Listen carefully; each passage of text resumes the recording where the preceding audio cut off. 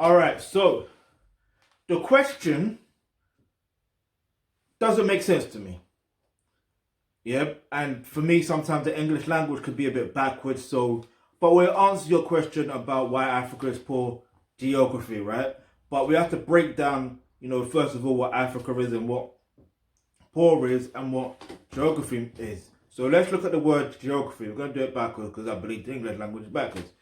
But anyway, what geography actually means is the science of description of the Earth's surface in its present condition. Yeah? So it's the Earth's surface in its present condition. Yeah? Alright, now watch this.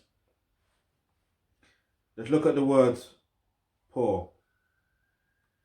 And by the way, we look at the root word, the origin meaning of these words, right? So you got the adjective word poor and you got the noun poor. So if we're looking at the adjective word poor, it's lacking money or resources. Yeah, that is the adjective. Lacking money or resources. In fact, we're just going to use that because even in the noun version of the word poor, it uses the word poor. Make that make sense. So anyway, now Africa is the continent, right? Now here's the thing. Africa produces multiple of resources, yeah, since way back. Why do you think slavery more or less existed in the first place? Why do you think neocolonialism, which is an extension, yeah, which is a descendant of slavery, why do you think that exists? Why do you think, why do you think it exists? Leave your answer in the comment section below. Because they can't be poor. Like, think about it. Just deep this for a minute.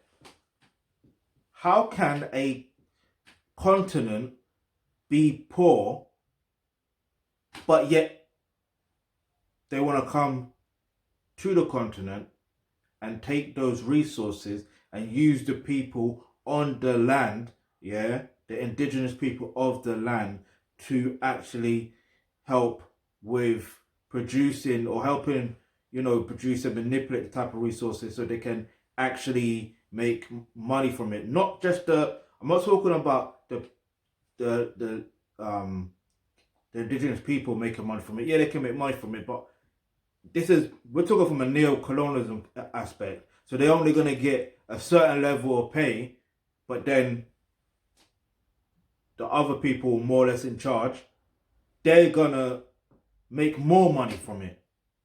They're going to profit from it a lot more. So make that make sense. How can they be poor? So if you're talking poor, you're talking going to be poor on the aspect of they're poor financially. But then that's another myth, because there are multiple Africans within the African continent that are financially rich as well, that has multiple resources themselves that they grow on their own lands. Do you understand? So there's different levels to this. Different levels to this. And if you're talking about the whole geography, it's like, again, back to the resources. Naturally, multiple resources grow on that land. And when I talk about land, the whole land, or the whole continent. You understand? So, and there's different resources. I don't have to keep stressing that enough. There's different resources. So my thing is this, right? If you're thinking about it from that level of being poor, get out of your head, get out of your mind, because Africa is not poor. It is wealthy. It is wealthy. Do you understand? But it's about understanding what type of resources they have, what type of certain situations, which you can all find out, yeah? When you click the link in the description box below, which says become a member of the Alkebulantrust. And of course, if you're African and Caribbean history, that's where you're going to learn all of that information right there, yeah?